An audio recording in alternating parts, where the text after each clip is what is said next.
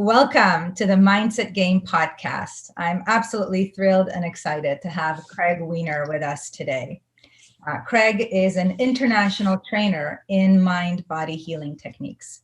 He is also the director of the EFT Tapping Institute, where he and his amazing wife, Alina, train and certify practitioners from all over the world in something called EFT, which is Emotional Freedom Techniques. You'll learn more about that today, and matrix reimprinting. And Craig, I'm absolutely excited to be speaking with you because you trained me in EFT tapping techniques, and it was just a wonderful experience. And I'm welcome to the show. I'm very glad to be here. Thanks so much for inviting me. It's we'll see where the conversation goes today. It's always fun to do these. I enjoy them. Yeah, thank you. So how about we start with you maybe sharing a little bit about yourself, about how you got into the world of EFT? Sure. I've been a chiropractor almost 30 years. So I've been in the healthcare field for a while. And I've always had a pull to explore and to become knowledgeable about different integrative techniques and mind, body, spiritual approaches to healing. So that's just always been me.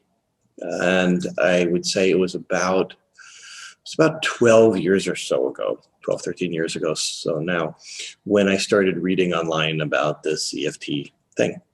And it was actually, speaking of mind, body techniques, it was actually on the Joe Mercola website that long ago that I first heard about it. And I was reading things like, try this EFT for migraines and for irritable bowel and for depression and for relationship problems. And you know what? I've heard enough one-time wonder pills or vitamins that heal everything in the world. And so to be honest, when I first heard about it, I was just really skeptical and said, he's probably trying to sell me something. And I just kind of poo-pooed it and put it off for a while. And I was going through a lot of changes in my life at the time. I was also doing interviews. I did a program called Transformational Dialogues, and I was looking kind of for a new format. It was feeling old. And I went to, I was at a program where it was different, and it inspired me to challenge myself to find out about something I didn't know or maybe was skeptical about. And I remembered that EFT thing that I'd heard about. And I said, the truth is, I read something. I don't know much about this. I'm kind of judging it prematurely without really knowing. That's not fair about anything. So let me find out a little bit more. And I started digging in. I started researching, and I said, you know what? I'm going to go ahead and I'm going to find somebody. So I live on an island off the coast of Seattle. Population is pretty rural. And I just looked online to see if there were any practitioners of this tapping thing. And there was one. So I contacted the practitioner. I contacted her. I said, I do these interviews for my community and my patients. Would you like to come in and talk about it? And if you do, I'd like you to come in and talk to me first so I can find out more, et cetera. So she did, came in and did some work with a staff member of mine that was trying to quit smoking. And I was like, that was really interesting. And as a result, my person really cut way back on stopped smoking. And I said, yeah, please come and let's do this presentation. I'd love to have this dialogue. Anyway, it was convincing enough that I decided to take the program training that was delivered about a month or two later. Transformational enough that I ended up marrying her. And we've been teaching and training together ever since. So I guess what I want to say with the allegory is it's okay to be skeptical about it. I mean, applying pressure on your head and face while saying certain things, how could it really affect, everything from PTSD to anxiety to physical pain to all kinds of things. And when I finally understood the research, because I'm kind of a neuroscience geek, it was simply, what do all these different conditions have in common? And it's stress. It's our stress reaction to whatever is happening in our life that has a role in in our ability to function well in those different scenarios. And so does stress affect my body? Yeah, thousands and thousands and thousands of studies. Does stress affect my mental state? Yes. Does stress affect my relationship? Does stress affect my self-image? So, for me, that was kind of the doorway in to go, okay, there's something to this, and I need to find out more.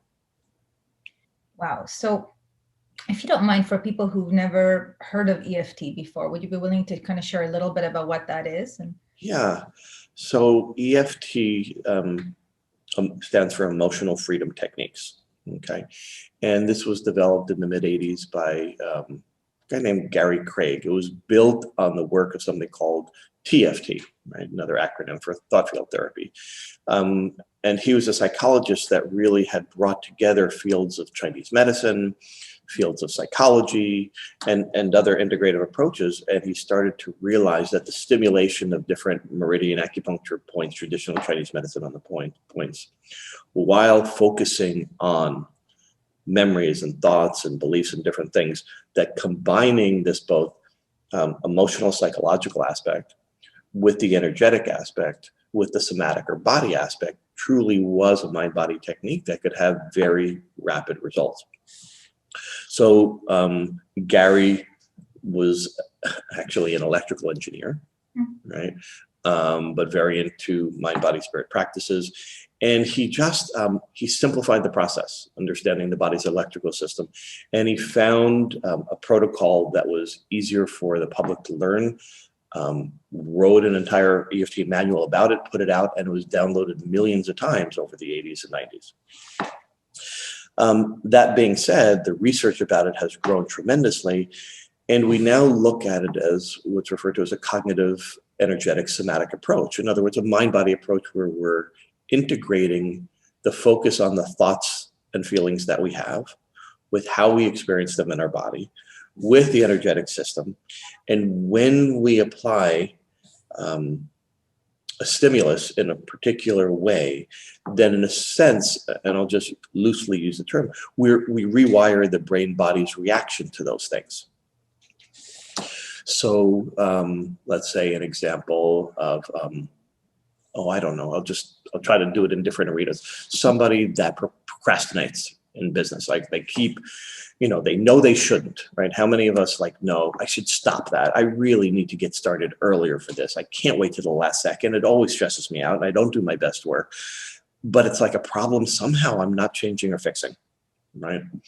And so when we start to tune into the problem, and we start to feel our hands get sweaty and our shoulders tighten and all of things, and our brains start to, go into a little chaotic frenzy, is what we start doing is we start tapping on these particular meridian points, which would be like starting on the point on the side of the hand. And when we're starting to tap on these different points that are very easy and accessible, surface of the skin, you don't have to press hard. It's actually very, a friend of mine says, EFT is easy to do, but people are complex, right? Right. So when we're tapping on the different points and we're tuning into the negative problem, it creates a counter conditioning effect that actually reduces the stress in the body while we're thinking those thoughts and feeling those feelings, to release them so we can start to use more of the frontal cortex of our brain, more of an integrated brain approach. So now I can see problems, the solutions rather than the problems. I can start to feel at ease with something that was causing me stress and anxiety before. So, there's a particular protocol of how you do it and what you say and what you focus on and all of that, but I'm not going to get into that right now. And so all of a sudden, we can start to make the connections for why we do what we do. So what's underlying, for example, why I keep procrastinating? And it's, of course, always different per person. But maybe for me, underlying it is if I hand something in time and I don't procrastinate and I give something my best, what happens is if it's then judged as not enough, as not good enough, as not acceptable. I don't have an excuse anymore that I was rushed to myself, and now I have to deal with that vulnerability or fear of that failure per se. And so that might be going on for me, but why is that there? And where did that come from? So when we work on a particular target issue, there's always a history. The best predictor of our future and how we're going to act is our past. And so EFT is, on one hand, a coaching modality because when it's utilized, well, it depends on how it's utilized, but when it's used, for example, as I use it in a coaching style, how do you want your life to be different? What patterns do you want to start breaking that you haven't been able to? What do you want to start doing more of that you haven't been able to successfully do? And of course, when we're working in that future-oriented behavior change or feeling change or belief change, then we have to look to the past for where it began. So it's a combination of kind of dancing between the future, the present, and the past as well. Thank you for explaining that. And what if someone says, well, I don't remember where that came from. I don't know. Mm-hmm. Yeah, that happens a lot. And so the thing about EFT that's very beautiful is that we worked with both kind of our cognitive recall of the things we remember, but but we also use the body, because the body is able to provide a memory and connections and associations that perhaps our thoughtful, conscious mind doesn't. And what I want to say is, is often the reasons why we learn to react the way that we do may not be directly due to circumstances that look directly like the problem. Like if I'm thinking about, for example, why do I procrastinate? And I think about when did I first start procrastinating, and what was it that was bad that made me first procrastinate? And that's my inquiry.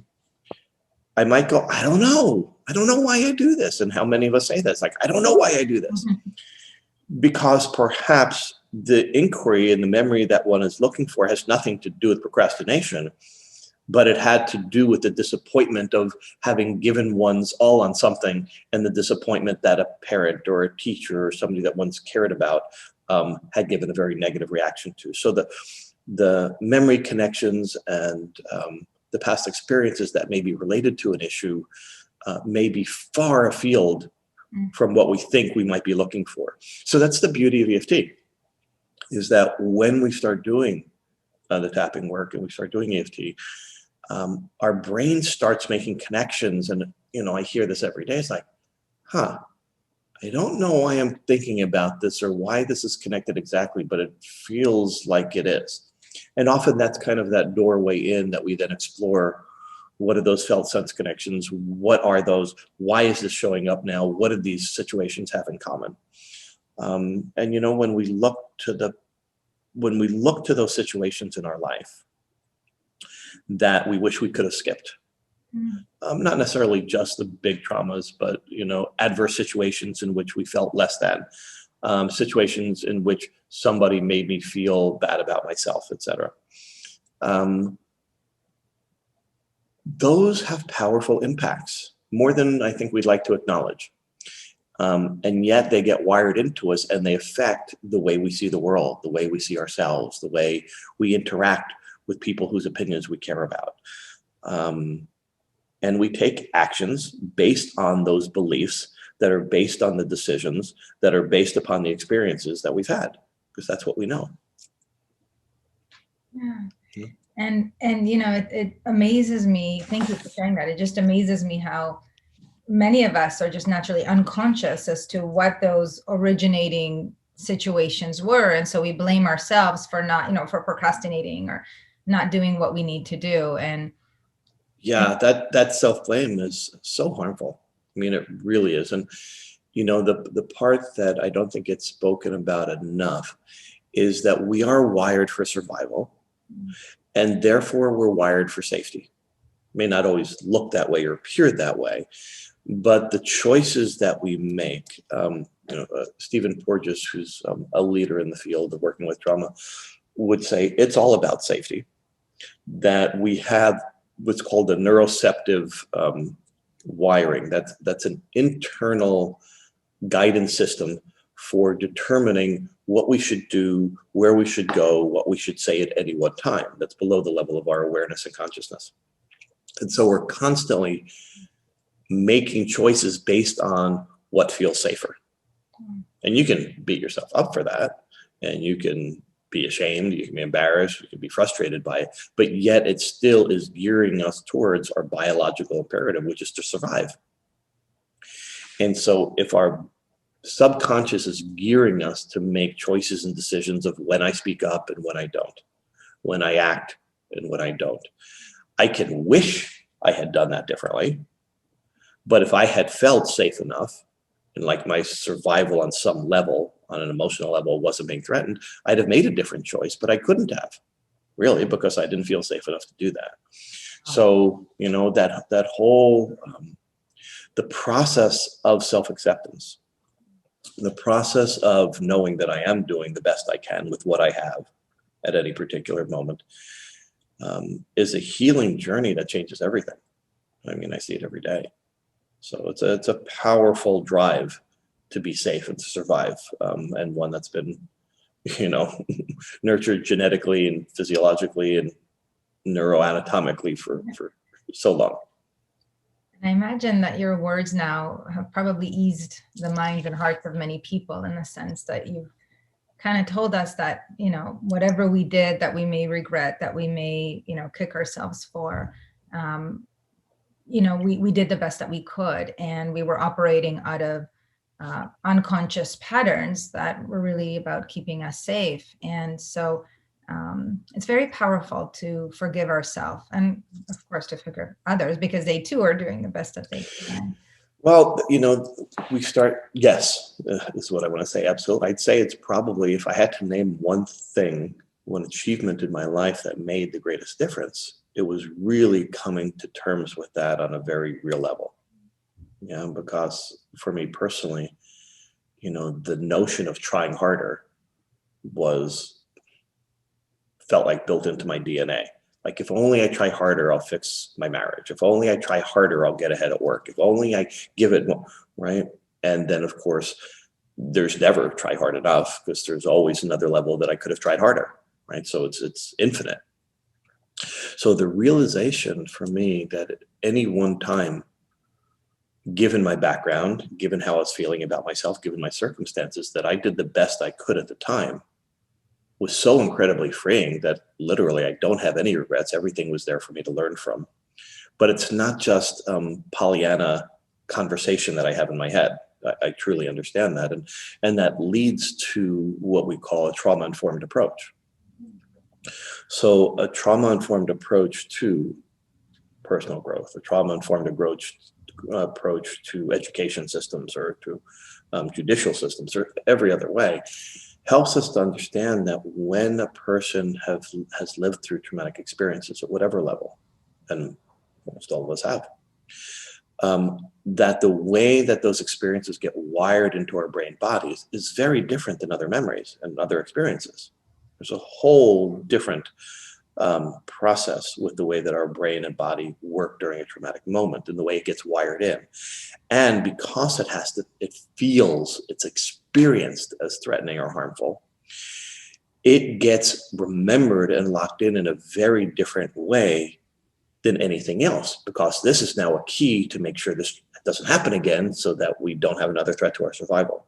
Now, it doesn't often work that way, but it does get wired in. So when we understand that the choices we're making, I was working with somebody the other day that was feeling guilt and shame about certain actions they didn't take as a parent with their kids, and that they should have done better, and they should have kept them safer, etc. The truth was that at the time, the person felt like if they had intervened, it would have been even less safe, and it would have caused things to have been worse. So even though when I look back now, I can feel guilt that I hadn't acted, the truth was, in the moment, what was driving the decision was, this is going to get worse and less safe if I act here, if I say something.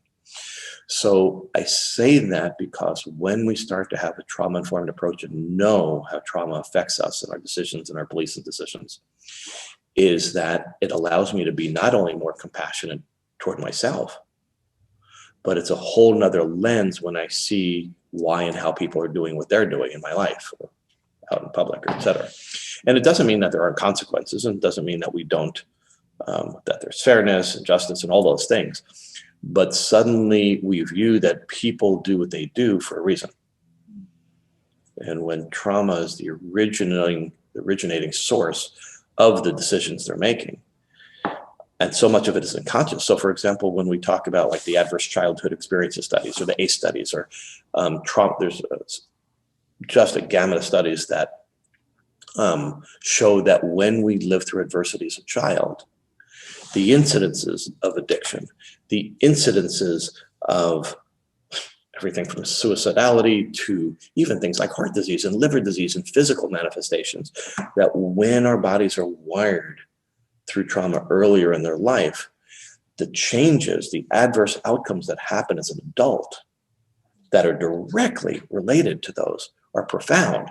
So I think my heart disease or my whatever addiction or my depression or anxiety is because of my current lack of willpower or whatever. And we look at direct connections to how we find safety and how we find solace and how we see ourselves is directly related to adversity in our childhood. You know, there's so much research behind that. Wow. So what if someone has, you know, like you said, an addiction or maybe some kind of disease in their body? What can they do? That's a big question. Big question. Okay. The question is, first of all, some of them might not feel a sense of hope. Maybe they've done everything they could. In the case of medical conditions, they've gone to the doctors. They've, you know, they're just not seeing the results. Or maybe, you know, with certain addictions, they've tried and they keep going back to the old patterns. Sure. What do you know to be true? What can you say to those people?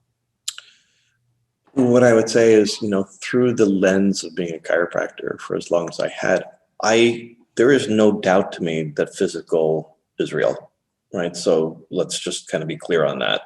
You know, stenosis is stenosis. A broken bone is a broken bone. A herniated disc is a herniated, right? So that is so right? The physical for me is a very clear manifestation of a variety of things, but there's also the emotional and psychological aspects that weave together with that, and the energetic as well. So for example, you know, when I really got this personally, a story I tell was early on, I knew about EFT, but it was early. And I was out in the yard and I had injured my back. And I was in a lot of pain and limping, etc. But I was a chiropractor, so I knew I had to get off my back, I had to get on ice, I had to go do what I needed to do, and my stretches, etc. And it was clearly a physical issue. And I was in a lot of pain. It wasn't made up, I was. And so at the time, I came back in the house. It was early in my relationship, and Alina said, "Would you like to do some EFT with that?" And in my brain, I'm going, you know, that's great, but this isn't an emotional issue, right? I hurt my back. This is really physical. But at that point in the early part of a relationship, I wasn't about to say, no, that's not going to help me, right? I've got a physical problem, right? And I'm like, fine, whatever, we'll try this, and then I'll go ice and I'll go take care of my back. And as we started to tap, you know, this is really built also, I think of the work of John Sarno, who was a real breakthrough medical physician in the rehab world, and was one of the first medical people to say the correlation between anger and heightened emotions and back pain, and he had written several books on this, is very, very strong. But I didn't know that at the time. Anyway, so I'm tapping. It's like, all right, yeah, so I'm annoyed about feeling this back pain. I don't have time for this right now. I've got a lot to get done in the yard. I'm trying to sell this property. And so we're tapping on this. And the more that I'm tapping and tuning in, the angrier I start getting, because it was selling it through a divorce and I was the only one doing it. And I had the weight of the world and the pressure on my shoulders and my back. Anyway, so about 10 minutes of tapping and I stand up straight and my back pain's gone.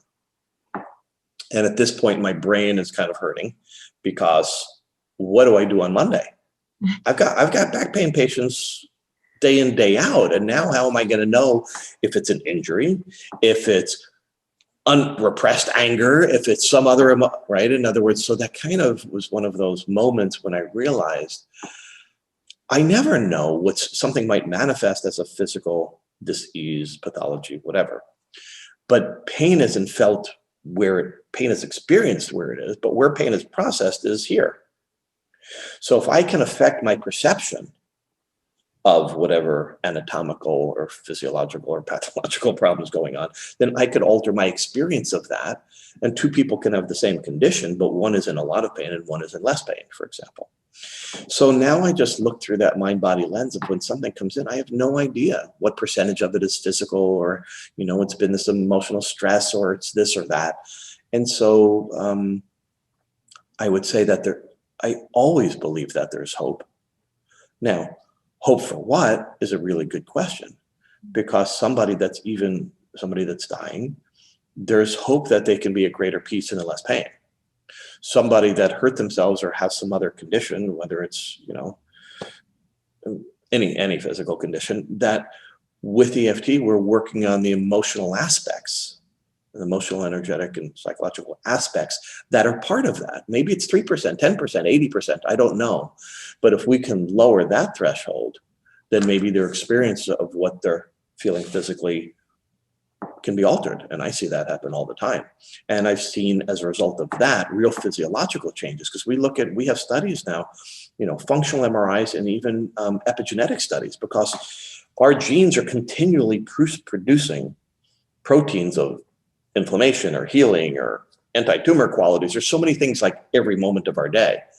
And when we start to alter how we feel and think about something, it alters the genetic expression of our genes on a moment-to-moment basis. This is science. This isn't, woo. And so when we look at several of the EFT studies that show altered genetic expression, we're starting to look at what is causing these kinds of physical and emotional and psychological healings that we're seeing every day. Because, to be honest, I think it's 98, 90%, 99% of the EFT studies published, and there's over 100, show positive results. And they keep emerging. I mean, it just keeps showing. We're still trying to understand the phenomenon. We're trying to understand how exactly it's working. And there's many hypotheses. So we're looking at, there's just from a research standpoint, there's the highest standard of research is what are called meta-analyses. It's like studies of studies. We've got meta-analyses about EFT and depression, EFT and anxiety, EFT and post-traumatic stress disorder. We've got randomized controlled trials with everything from weight loss, pain, it's just so many. It just goes on. So the research backs up what looks strange and weird, but lots of things when they first came out look strange and weird. Yeah. Right? Thank you. And I have to say that even I was somewhat skeptical. Sure.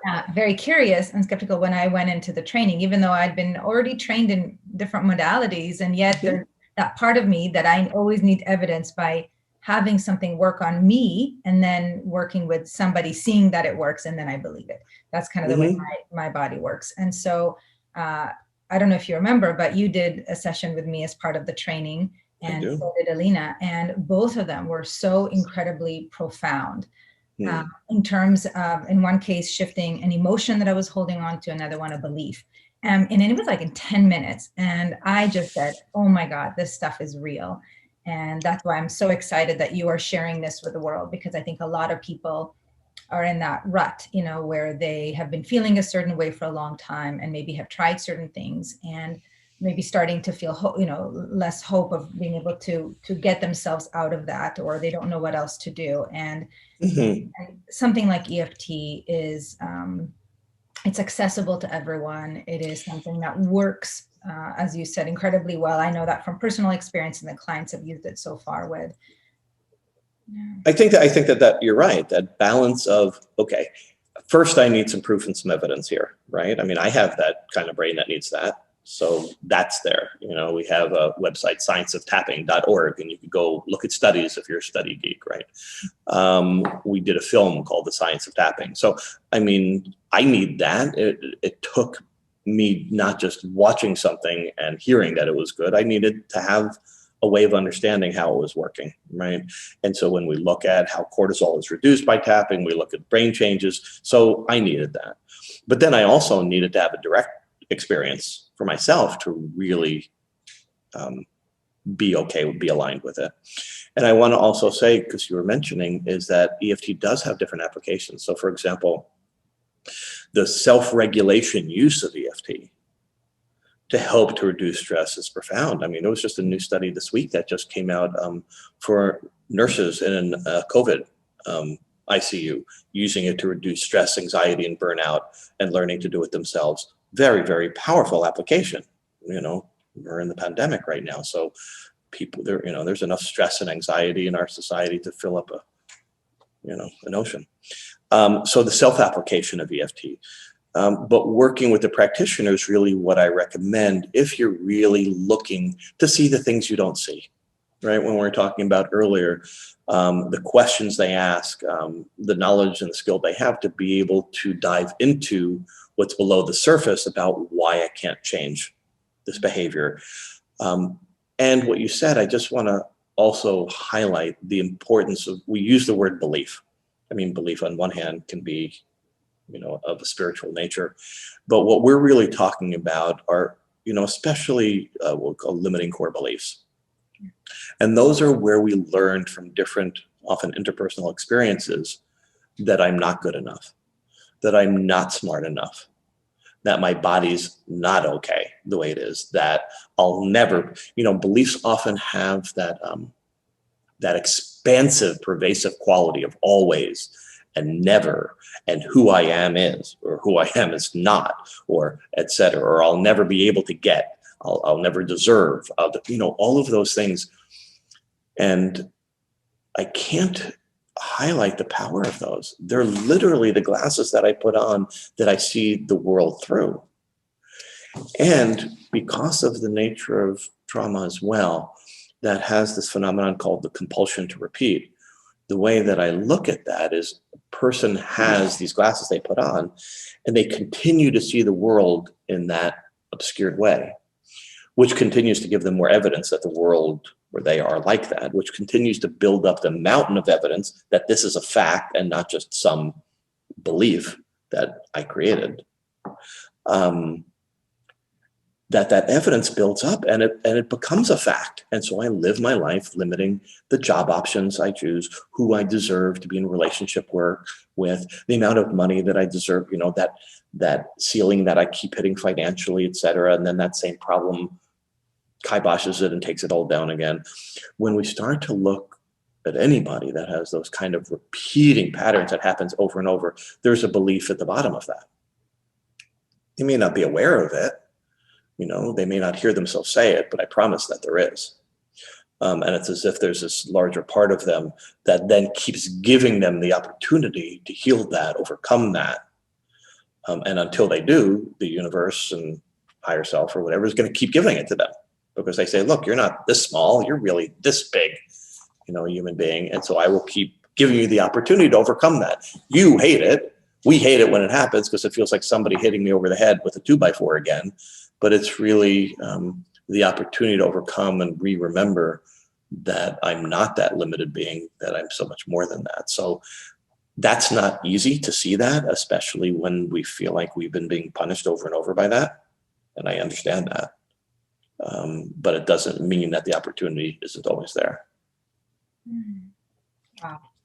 And I bet that a lot of people listening have experienced some of those patterns that you're talking about, whether it's in regards to relationships or health or finances, as you said, or work. I mean, I see that in my work quite a bit. And so what advice would you give to people who are kind of experiencing the kind of 2x4 over and over again? I'm already, I understand. What do you tell somebody that has an impact when they're feeling that? Does telling them that there's hope help? Sometimes, but that's individual. I guess I just want to say it's easier when you're on the other side of it. So that's what I would say is, each of us probably have within our life some experience that we can look back to, that when we were in the middle of the hell of it and saw no possibility of why this could be happening, that there's no good reason for this, that later on they can look back and see, now I understand why that was happening there, because now I have a broader perspective and I can look back and see that. So whatever you're struggling with right now is serving a purpose. It's serving a purpose as an opportunity. It's serving a purpose for you to learn and grow, et cetera. That doesn't necessarily make a difference, but it's a starting point. And whether it's EFT or whatever modality you're using to be able to help to gain a perspective that kind of cracks that window, that can help you to understand why it's happening and then be able to find a way to be able to change and understand why that's just a pattern and a theme that's trying to give you the opportunity to learn and grow from that. And EFT is an incredible, one of those magical erasers, because what it does is doesn't change what happened to you, but it changes your perspective on a very, very profound, deep level, so that you can't look at it the same way again. And once you start to experience that, the life that you're living in and the life and the future starts to open up in a whole new way. I mean, I feel so blessed. I live in an amazing place. I have an amazing marriage and family, and that's not from an ego place. I am blessed, but I know that so much of that came from the work of letting go of what wasn't so good, and I had enough of that. And EFT was probably, and I've done a lot of healing journeys in my past, and all of them contributed, but I would still say that nothing has been as powerful a transformative factor as the EFT tapping work for me and the matrix reimprinting, but that's another conversation. But yeah, so how can people learn more about this? Because I imagine for people listening, there's now a little bit of an opening of curiosity. Where can they learn more and perhaps even get certified as I did, as I went through the process, of being kind of trained in EFT? Yeah. So, I mean, we have like a free manual that you can begin to learn how to apply it yourself. So if you go to EFTTappingTraining.com, right, we have newsletter for events and, podcasts and interview and all kinds of things that we have there. On the website, there's videos, but I would say the easiest place to start is when you first pop on and get the newsletter, you get a free manual, right? And that way you can start using it yourself. And it really, for sometimes there are some things that you can just start on yourself and see dramatic changes quickly. And that's usually enough to convince somebody, I want to find out more. I'd like to take an online training, et cetera. And we run Facebook groups. So we have lots of opportunities for you to learn if you're interested. And I'm really not a person that tries to convince people. And skeptics are just fine. I started there and look at me, right? So I'm fine being skeptical. I think that's healthy. Well, thank you, Craig. I'm so, so grateful for you taking time on this morning with me, because I really do believe that a lot of people are ready for change. And what you've done is helped us to see that it is possible. And, and there's power in being curious, as you were when you first started to I agree. explore this, and that we absolutely can transform our lives no matter where we are, how long we've been feeling the way we're feeling. So absolutely, yes. So much again for giving to all of us here today. My pleasure, and thank you so much, Jared. It's you're doing a big service by continuing to put this message out there to people, because there are people that have lost hope, and it is important. So thank you. Thank you.